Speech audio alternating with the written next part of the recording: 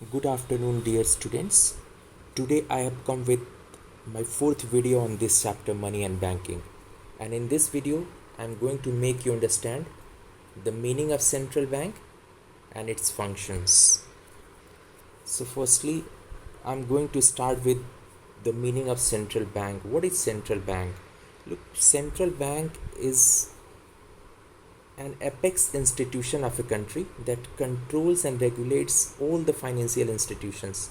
Financial institutions means all the commercial banks. All the commercial banks. मैंने last video में आपको बताया था credit creation by commercial banks, और उससे पहले वाले वीडियो में बताया था commercial banks and their functions. So these commercial banks are financial institutions.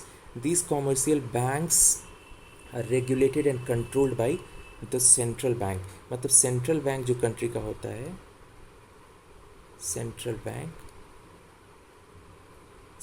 Bank is the supreme bank. It is the head of all the commercial banks. Means all the commercial banks have to work under the supervision, under the control, under the regulation of central bank. मतलब central bank जितने भी commercial banks हैं उनके लिए rules regulations बनाता है, and with these rules and regulations these commercial banks और financial institutions are controlled and regulated by central bank. तो सेंट्रल बैंक एक तरह से एपेक्स बैंक है, मतलब सुप्रीम बैंक है. ये रेगुलेट करता है, कंट्रोल करता है ऑल द कॉमर्शियल बैंक्स के लिए रूल्स रेगुलेशंस बनाता है, and all the commercial banks have to follow these rules and regulations. Is this clear? So next हमको ये जानना है कि हमारे कंट्री का सेंट्रल बैंक या सुप्रीम या एपेक्स बैंक कौन सा है. तो हमारे कंट्री का जो सेंट्रल बैंक है उसका नाम है reserve bank of India. Reserve bank of India in our country operates as a central bank.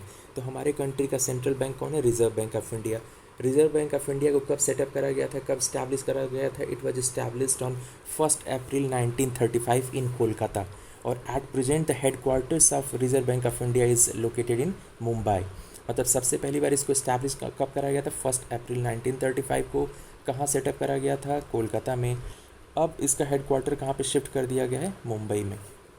इसका काम क्या होता है? जितने भी कॉमर्शियल बैंक्स या फाइनेंशियल इंस्टीट्यूशंस हैं सबको कंट्रोल करना, रेगुलेट करना, उनके लिए रूल्स रेगुलेशंस बनाना. ठीक है. अब हमको नेक्स्ट यही पढ़ना है कि इसके मेन फंक्शंस कौन कौन से हैं, मतलब क्या काम करता है फंक्शंस ऑफ आरबीआई या सेंट्रल बैंक. तो एग्ज़ाम में यदि आपसे पूछता है कि what are the functions of central bank या what are the functions of RBI, same आपको चीज़ें लिखनी पड़ेंगी जो हम अभी पढ़ने जा रहे हैं. ठीक है. क्योंकि सेंट्रल बैंक हमारे कंट्री का कौन सा है? आरबीआई. तो चाहे पूछे what are the functions of central bank या what are the functions of RBI, दोनों का मतलब एक ही हुआ. यहाँ तक आपको समझ में आ गया? अब स्टार्ट करते हैं फंक्शंस ऑफ सेंट्रल बैंक और फंक्शंस ऑफ आरबीआई. याद रखिएगा इससे पहले हमने पढ़ा था फंक्शंस ऑफ कॉमर्शियल बैंक्स. अब हम पढ़ने जा रहे हैं इन कॉमर्शियल बैंक्स का जो हेड बैंक है सेंट्रल बैंक, या हमारे कंट्री का सेंट्रल बैंक आरबीआई है, रिजर्व बैंक ऑफ इंडिया, उसके फंक्शंस क्या क्या हैं. हमने पढ़ा इससे पहले कॉमर्शियल बैंक्स के फंक्शंस, अब पढ़ने जा रहे हैं सेंट्रल बैंक के functions, and it is one of the more important chapters of topics of this chapter. इस चैप्टर के जो इम्पॉर्टेंट टॉपिक्स हैं उनमें से एक ये है. कौन सा? फंक्शंस ऑफ सेंट्रल बैंक या फंक्शंस ऑफ आरबीआई. इतना समझ में आ गया आपको? अब यही हमको देखना है. First function, it is the currency authority a bank of issue.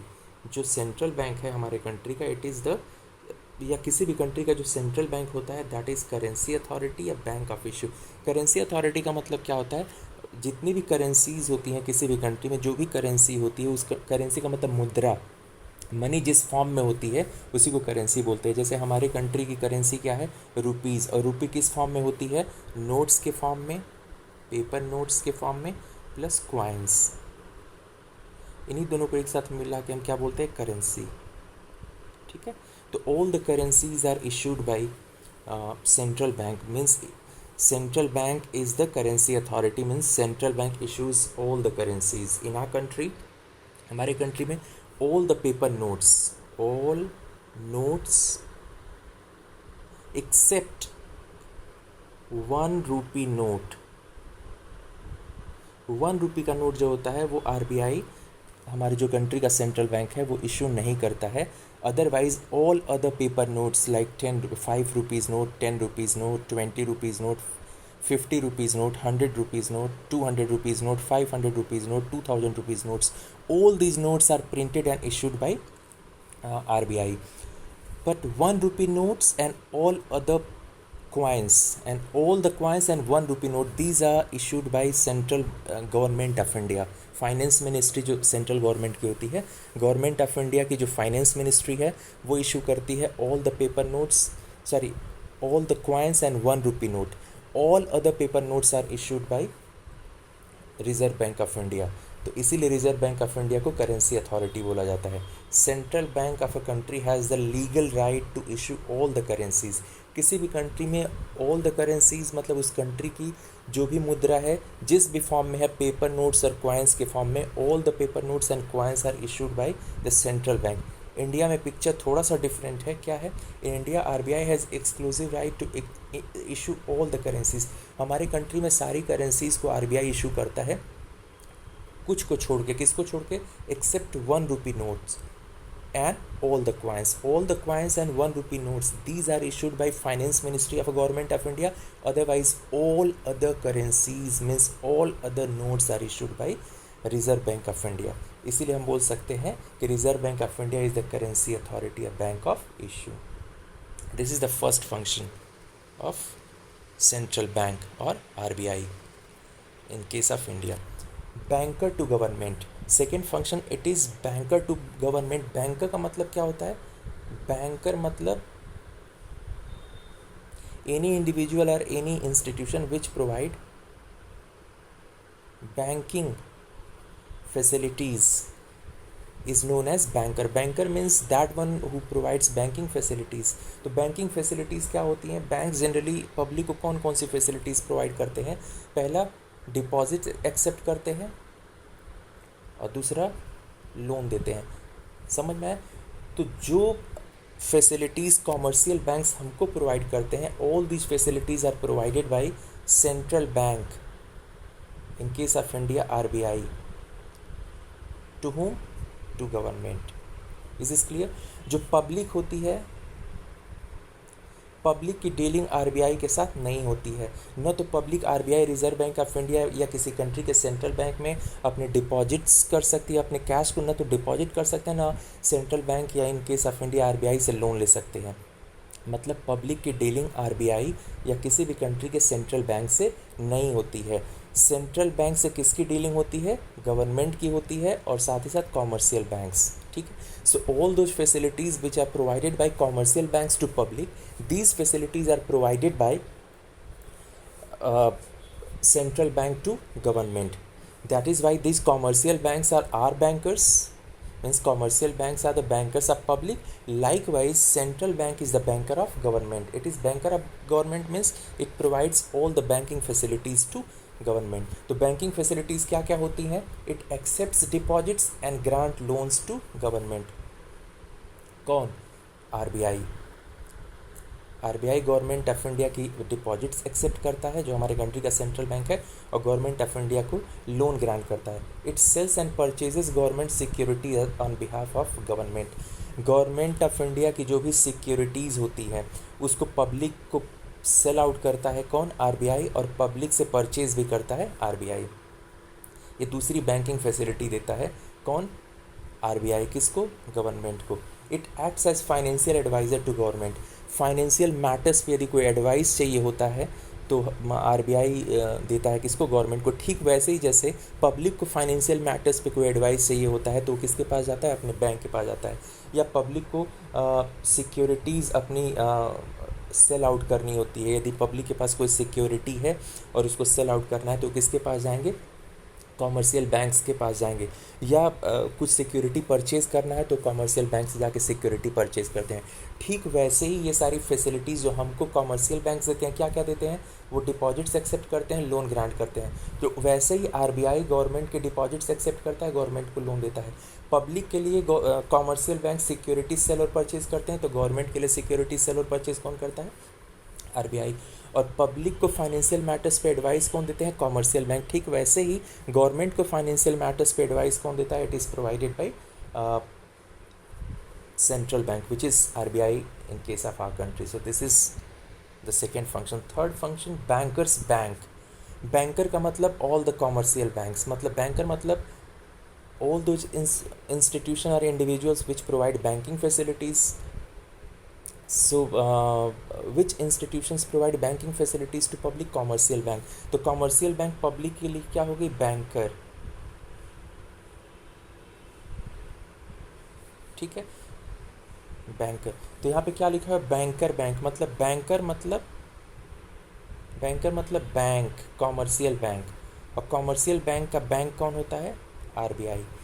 मतलब कॉमर्शियल बैंक, हमारे लिए बैंक कौन है? Commercial banks. और कॉमर्शियल बैंक्स का बैंक कौन है? आरबीआई.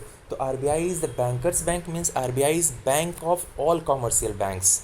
मतलब all those facilities which are provided by commercial banks to public, same facilities are provided by central bank of a country to commercial banks.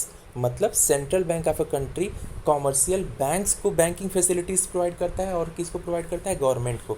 तो government को कैसे provide करता है हमने ऑलरेडी स्टडी कर लिया. अब हम पढ़ेंगे बैंकर्स बैंक. मतलब पढ़ेंगे कि किस तरह से सेंट्रल बैंक कॉमर्शियल बैंक्स को बैंकिंग फैसिलिटीज़ प्रोवाइड करता है. Central bank of a country is bank of all commercial banks. मतलब सेंट्रल बैंक जितने भी कॉमर्शियल बैंक्स हैं उनका बैंक होता है. It means it accepts deposits from commercial banks as well as advance loans to commercial bank. मतलब कोई भी बैंक कब कहलाएगा? जब वो डिपॉजिट्स एक्सेप्ट करे और लोन ग्रांट करे. कोई भी इंस्टीट्यूशन तो बैंक बन जाएगा. ये सारी फैसिलिटीज़ हमको कौन प्रोवाइड करते हैं? Commercial bank. तो commercial banks are bank of public. ठीक है. और कॉमर्शियल बैंक्स के डिपॉजिट्स कौन एक्सेप्ट करता है और कॉमर्शियल बैंक्स को लोन कौन देता है? आरबीआई. तो बोल सकते हैं आरबीआई इज बैंकर्स बैंक. जो बैंक है कॉमर्शियल बैंक उनका बैंक कौन है? आरबीआई. ऐसे RBI is banker to government, means RBI is bank of government. So RBI is bank of government, RBI is bank of commercial banks. इसके अलावा next function क्या है इसका? आरबीआई का या सेंट्रल बैंक किसी भी कंट्री का, supervision of commercial banks. All the commercial banks all supervised by central bank. Central bank commercial banks की डिफरेंट एक्टिविटीज़ को सुपरवाइज करता है. कौन कौन सी एक्टिविटीज़ को? Licensing, merger and expansion. Licensing का मतलब suppose there is an investor, that investor want to set up a commercial bank. बहुत सारे कॉमर्शियल बैंक्स हमारे कंट्री में है. प्राइवेट सेक्टर भी अलाउड है. कॉमर्शियल बैंक कोई भी सेटअप कर सकता है. तो कोई इंडिविजुअल है, उसके पास बहुत सारा कैश है, उसके पास बहुत सारा कैपिटल है, और उस कैपिटल को यूज़ करके वो क्या सेटअप करना चाहता है? Commercial bank. तो इसके लिए उसको लाइसेंस लेना पड़ेगा. लाइसेंस उसको कौन प्रोवाइड करेगा? आरबीआई. तो ये पहला सुपरविज़न हो गया. आरबीआई इस तरह से सुपरवाइज करता है कॉमर्शियल बैंक्स को. मतलब न्यू यदि कॉमर्शियल बैंक्स किसी को सेटअप करना है तो लाइसेंस लेना पड़ेगा. लाइसेंस कौन देगा? RBI. Second is merger. Suppose दो कॉमर्शियल बैंक्स है, ए कॉमर्शियल बैंक और बी कॉमर्शियल बैंक, और दोनों मिलकर अब काम करना चाहते हैं, मर्ज हो जाना चाहते हैं. तो मर्जर कौन कराएगा? कौन इसको अलाउ करेगा? किसके सुपरविज़न में मर्जर होगा? मर्जर की सारी एक्टिविटीज़ को सुपरवाइज और गाइड कौन करेगा? फिर से कौन करेगा? आरबीआई. जैसे आपने सुना होगा कुछ साल पहले तक दो बैंक एग्जिस्ट करते थे, पंजाब एंड सिंध बैंक, और दूसरा था पंजाब नेशनल बैंक. इन दोनों बैंक्स का मर्जर हो गया. किसके सुपरविज़न से? आरबीआई से. अब पंजाब एंड सिंध बैंक नाम से कोई बैंक एग्जिस्ट नहीं करता है. अब क्या हो गया? अब एक ही बैंक है, उसका नाम क्या है? Punjab national bank. इसका मतलब क्या है? पंजाब एंड सिंध बैंक का मर्जर किस में कर दिया गया? पंजाब नेशनल बैंक में. मतलब पहले जो भी ब्रांचेस थी पंजाब एंड सिंध बैंक की, उन सारे ब्रांचेस का नाम अब क्या कर दिया गया? Punjab national bank. और ये सारी ब्रांचेस किसके अंडर में अब आ गए? पंजाब नेशनल बैंक के. इस सुपरविज़न को किसने परमिशन दिया होगा? आरबीआई ने. आरबीआई के परमिशन से मर्जर होता है. और तीसरा, expansion of commercial bank. Expansion मतलब कोई कॉमर्शियल बैंक है जैसे एसबीआई एक्सपैंड करना चाहता है, कुछ और ब्रांचेस खोलना चाहता है. एक्सपेंशन का मतलब setting up more and more branches by existing commercial bank. कोई कॉमर्शियल बैंक है और ब्रांचेस वो सेटअप करना चाहता है, उसको एक्सपेंशन बोलेंगे. तो इसके लिए उसको परमिशन किससे लेना पड़ेगा? फिर से सेंट्रल बैंक से. हमारे कंट्री का सेंट्रल बैंक कौन है? RBI. Next one is lender of last resort. Lender of last resort का मतलब क्या होता है? पहले इसको समझने की कोशिश करिए. जितने भी कॉमर्शियल बैंक्स होते हैं, मैंने आपको बताया था कॉमर्शियल बैंक में जो टोटल अमाउंट डिपॉजिटेड होता है, ठीक है, सपोज़ एक बैंक है उसमें 100 करोड़ रुपीज़ 100 करोड़ डिपॉजिट हुआ है, ठीक है. तो ये कॉमर्शियल बैंक जो है ये टोटल अमाउंट अपने पास कैश के फॉर्म में नहीं रखेगा, वो एस्टिमेट कर लेगा क्या रिक्वायर्ड रिजर्व, मैंने आपको बताया था, क्योंकि कॉमर्शियल बैंक्स को पता है कि जो total amount of money deposited है किसी बैंक में on a given day, total amount of money withdraw करने लोग नहीं आएंगे, एक सर्टेन प्रपोर्शन विड्रॉ करने आते हैं। सपोज एक बैंक ने एस्टिमेट करा कि 20% अमाउंट विड्रॉ करने आएंगे, इसलिए बैंक ने अपने पास कैश के फॉर्म में 20% ऑफ 100 करोड़ रखा, तो मतलब कितना करोड़ रखा, 20 करोड़ रुपीज़ अपने पास रखा बैंक ने, ठीक है। और जो रिमेनिंग 80 करोड़ रुपीज़ बचा उसको बैंक ने क्या करा, पब्लिक को लोन के फॉर्म में ग्रांट कर दिया। मतलब बैंक के पास कैश अभी कितना केवल बचा हुआ है, 20 करोड़ रुपीज़। और किसी दिन ऑन एन एवरेज इसने निकाला है कि 20 करोड़ रुपीज़ रिक्वायर्ड होगा, लेकिन मान लीजिए किसी भी कारण से एक पर्टिकुलर डे पे डिमांड बढ़ जाती है और 30 करोड़ रुपीज़ लोग निकालने के लिए चले आ जाते हैं, तो बैंक के पास अभी क्राइसिस, फाइनेंशियल क्राइसिस आ जाएगी। कितने का डेफिसिट हो जाएगा, 10 करोड़ रुपीज़ का। 10 करोड़ रुपीज़ शॉर्ट पड़ेगा बैंक के पास, तो बैंक को ये 10 करोड़ रुपीज़ क्या करना पड़ेगा, बैंक को बोरो करना पड़ेगा। तो बैंक क्या करेंगे, दूसरे ब्रांचेज या दूसरे बैंक्स को अप्रोच करेंगे, क्योंकि पब्लिक गई है पैसा निकालने, पब्लिक का पैसा है तो बैंक को देना ही पड़ेगा। बैंक ने कितना रखा था पब्लिक के लिए कैश, 20 करोड़ रुपीज़, लेकिन पब्लिक ने जितना बैंक ने एस्टिमेट किया था उससे ज़्यादा निकालने चली आई पब्लिक, तो अब बैंक को फाइनेंशियल क्राइसिस हो गया, फंड की शॉर्टेज हो गई। तो commercial bank will approach other commercial banks, तो अदर कॉमर्शियल बैंक्स ने दी शॉर्ट टर्म लोन, 1-2 दिन के लिए लोन मांगते हैं बैंक एक दूसरे से, दे दिया कि 2 दिन बाद हम आपको वापस कर देंगे जब हमारे पास कैश आएगा। यदि कॉमर्शियल बैंक्स ने दे दिया तो ठीक है, यदि नहीं दिया तब ये कहाँ अप्रोच करेंगे, this commercial banks will approach to RBI। मतलब जब सारे दरवाजे बंद हो जाएंगे तो लास्ट ऑप्शन इनके पास किसके पास होता है, RBI के पास। ये RBI के पास जाते हैं और RBI will provide the financial assistance. इसी फंक्शन को बोलते हैं लेंडर ऑफ लास्ट रिजॉर्ट। इसको क्यों बोलते हैं lender of last resort, resort का मतलब क्या होता है, सहारा। जहाँ हमको सहारा मिलता है उसको क्या बोलते हैं, जहाँ हमको आश्रय मिलता है उसको क्या बोलते हैं, रिजॉर्ट। तो लास्ट रिजॉर्ट या लास्ट सहारा, अंतिम आश्रय, अंतिम सहारा कॉमर्शियल बैंक्स के लिए फाइनेंशियल असिस्टेंस का किसके पास होता है, RBI के पास। अंतिम सहारा इनका कौन होता है, लास्ट रिजॉर्ट इनके लिए कौन होता है, वो लास्ट डेस्टिनेशन कौन होता है जहाँ से इनको फाइनेंशियल असिस्टेंस मिलेगा, किस फॉर्म में, लैंडिंग के मतलब कौन इनको लैंड करेगा, कौन ऐसा अंतिम सहारा है, कौन अंतिम आश्रय है, लास्ट डेस्टिनेशन है, लास्ट रिजॉर्ट है जो इनको लैंड करेगा, मनी लैंड करेगा, मतलब इनको उधार देगा, कौन सा है, RBI। तो लेंडर ऑफ लास्ट रिजॉर्ट मतलब अंतिम सहारे के रूप में जो मनी इनको लैंड करता है, लास्ट रिजॉर्ट के रूप में जो इनको मनी लैंड करता है वो कौन होता है, RBI। वही लिखा, यही ये फंक्शन है। It is if a commercial bank is facing the problem of financial crisis then central bank provides the financial assistance, financial accommodation भी इसको बोलते हैं, to the commercial bank as a lender of last resort. Very simple, if a commercial bank is in, अपने शब्दों में भी आप लिख सकते हैं, if a commercial bank is in financial crisis and it approaches to central bank, then central bank will provide financial assistance as a lender of last resort. Next function is sixth function, custodian of foreign exchange reserve. Custodian of foreign exchange reserve मतलब foreign exchange reserve का से पहले आपको समझना पड़ेगा foreign exchange. Indian economic development के 3rd chapter में बताया था मैंने आपको, फॉरेन एक्सचेंज मतलब फॉरेन करेंसी, फॉरेन करेंसी जैसे है डॉलर, पाउंड, ये सब जो फॉरेन, येन, फ्रैंक, यूरो, ये सारे जो है फॉरेन करेंसीज़ होती हैं। तो किसी भी कंट्री में, जैसे हमारे कंट्री में फॉरेन करेंसी की कस्टडी किसके पास होती है, फॉरेन करेंसीज़ किसके पास अवेलेबल होती है, RBI के पास, ठीक है। और कोई यदि फॉरेन करेंसी अपने पास रखा हुआ है हमारे कंट्री में तो इलीगल होगा। यदि पुलिस को पता चल जाता है या गवर्नमेंट को पता चल जाता है तो उसके अगेंस्ट मतलब एक क्राइम है, उसके अगेंस्ट केस हो सकता है।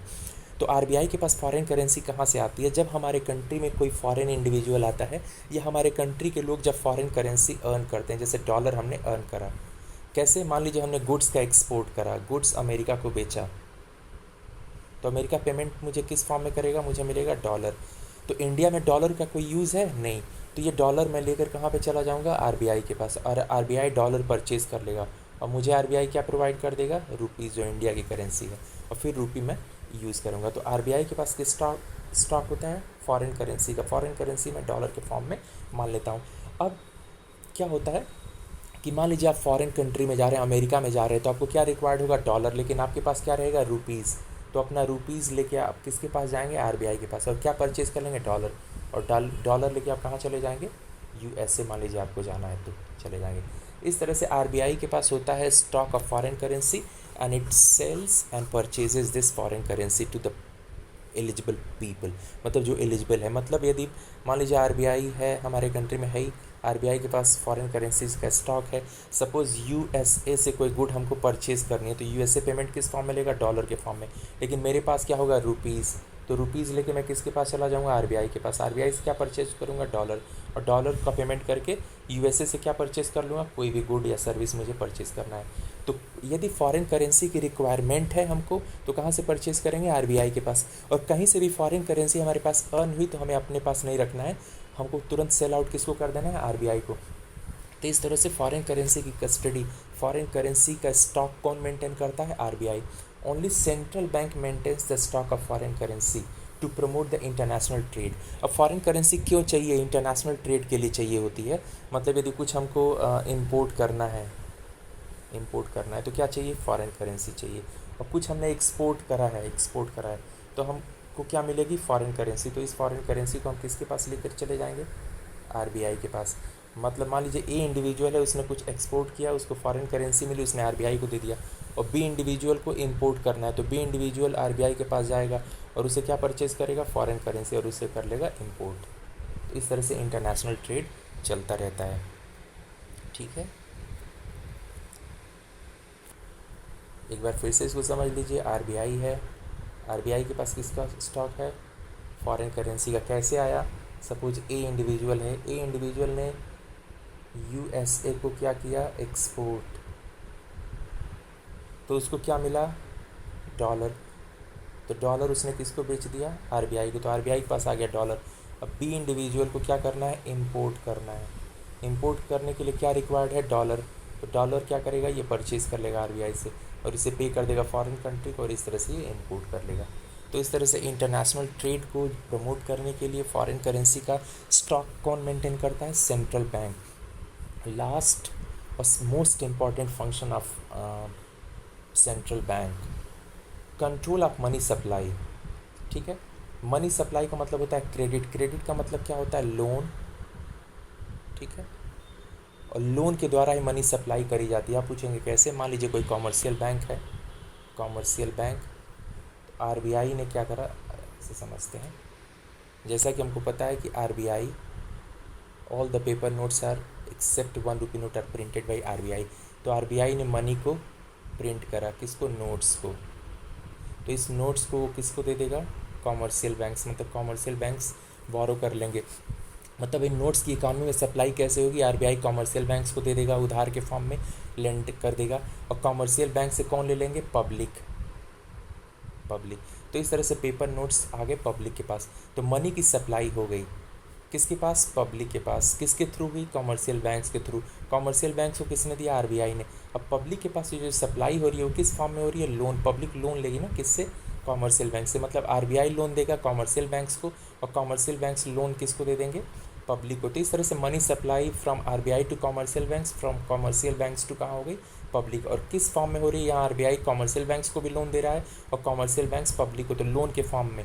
मतलब मनी सप्लाई हमेशा किस फॉर्म में होती है, लोन। लोन का मतलब क्या होता है, क्रेडिट, या क्रेडिट का मतलब क्या होता है, लोन। इसीलिए मनी सप्लाई को कई बार लोन भी बोला जाता है। तो control of money supply, control का मतलब क्या होता है, कंट्रोल एक बहुत ही इंटरेस्टिंग वर्ड होता है। कंट्रोल का मतलब इंक्रीज़ करना किसी चीज़ को या डिक्रीज़ करना, दोनों। यदि कोई चीज़, मान लीजिए कार को हम कब बोलेंगे कि आपके कंट्रोल में है, ना तो उसकी स्पीड बहुत ज़्यादा है ना तो बहुत कम।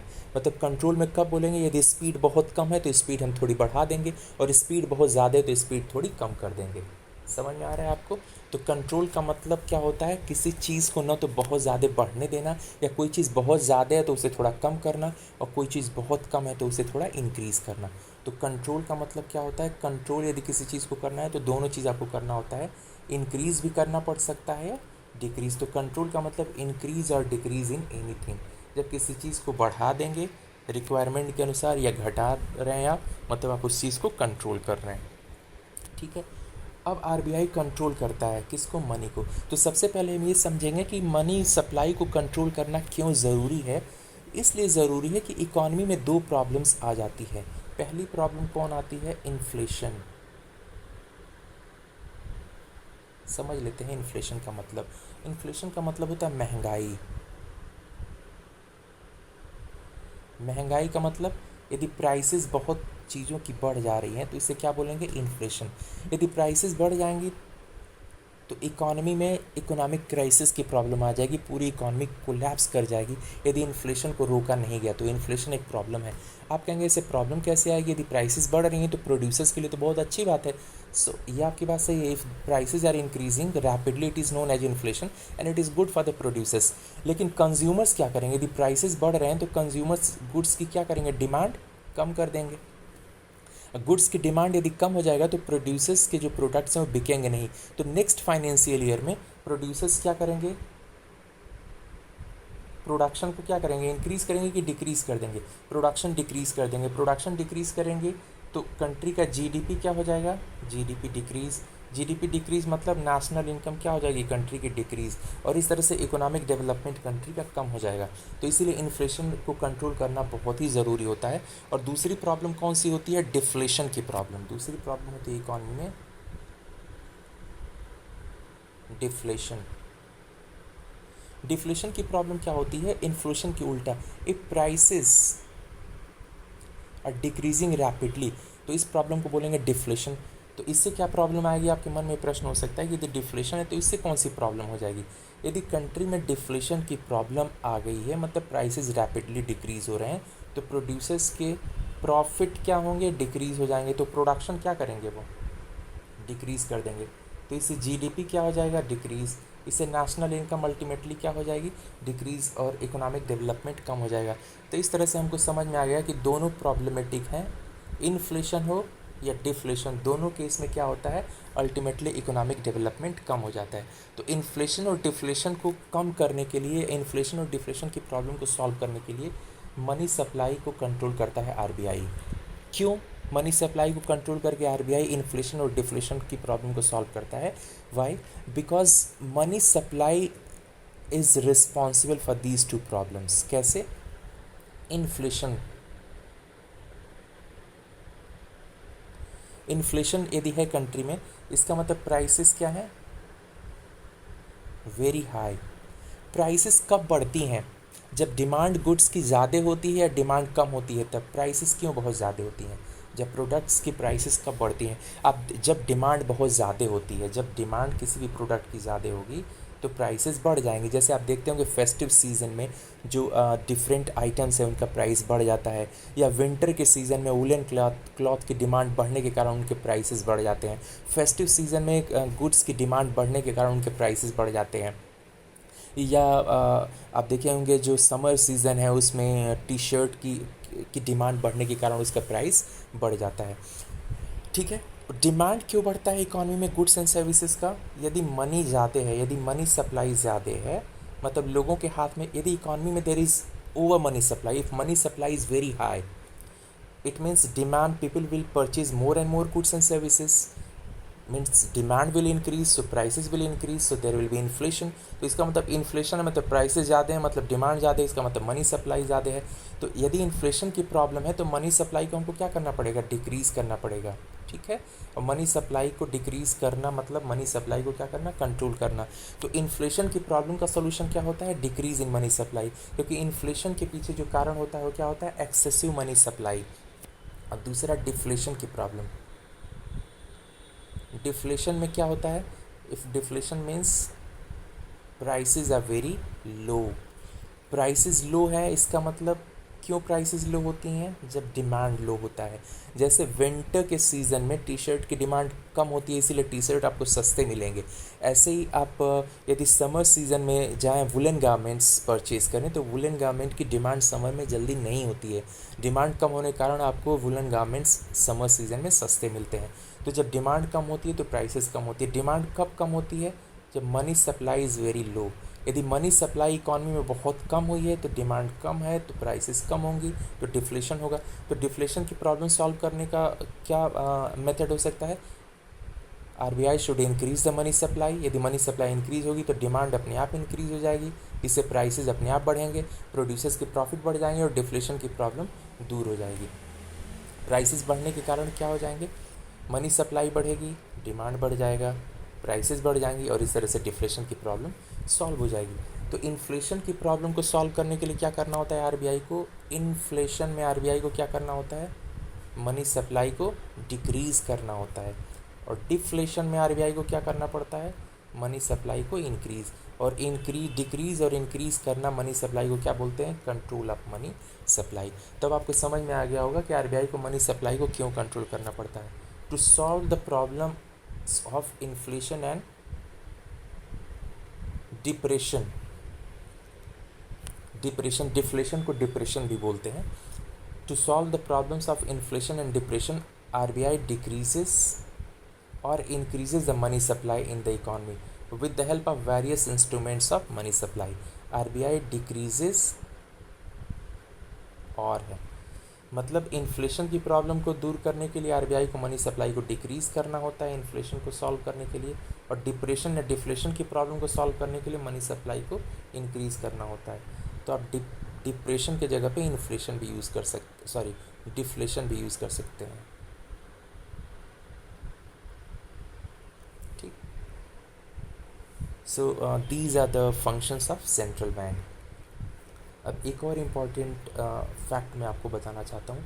यहाँ पे जो मैंने आपको बताया था फंक्शंस ऑफ कॉमर्शियल बैंक, तो ये हमारे सिलेबस में नहीं है, फिर भी मैंने आपको समझाया था। सिलेबस में क्या है, कॉमर्शियल बैंक्स का डेफिनेशन हमारे सिलेबस में है, लेकिन ये functions of commercial banks this is not the part of our syllabus. तब आप कहेंगे कि फिर ये बताया क्यों गया था फंक्शंस ऑफ कॉमर्शियल बैंक, ये फंक्शन ऑफ कॉमर्शियल बैंक यहाँ तक प्राइमरी सेकेंडरी फंक्शंस है, इसलिए क्योंकि क्रेडिट क्रिएशन जो मैंने अगला टॉपिक जो हमारे सिलेबस में मेंशन्ड है और हमारे सिलेबस का मोस्ट इंपॉर्टेंट पार्ट है credit creation by commercial banks. इसको तभी आप समझ पाते जब आप टाइप्स ऑफ डिपॉजिट समझ पाते, जब आप टाइप्स ऑफ डिपॉजिट समझ पाते, टाइप्स ऑफ डिपॉजिट्स और टाइप्स ऑफ लोन्स समझ पाते, तभी आप समझ पाएंगे credit creation by commercial banks. और credit creation by commercial banks चूँकि हमारे सिलेबस में था, इसीलिए मैंने आपको एक स्लाइड में समझाया functions of commercial bank. Syllabus में नहीं है, लेकिन कभी कभी एग्ज़ाम में क्वेश्चन पूछ दिया जाता है कि distinguish between current account deposit and saving account deposit, या saving account deposit fixed account deposit, इस बारे में कभी कभी क्वेश्चन आ जाता है। तो डायरेक्टली मेंशन नहीं है, इसीलिए उतना इंपॉर्टेंट नहीं है। एक बार इसको देख लीजिएगा, समझ लीजिएगा, इसको याद करने की आपको ज़रूरत नहीं है। कौन कौन से टॉपिक्स बहुत इंपॉर्टेंट है, credit creation by commercial bank it is most important, functions of central bank it is also very important. तो बैंकिंग में ये दोनों topics, commercial banks, credit creation by commercial banks, central bank, its functions, these are very important topics. Is this clear? So this is all about today. Thank you.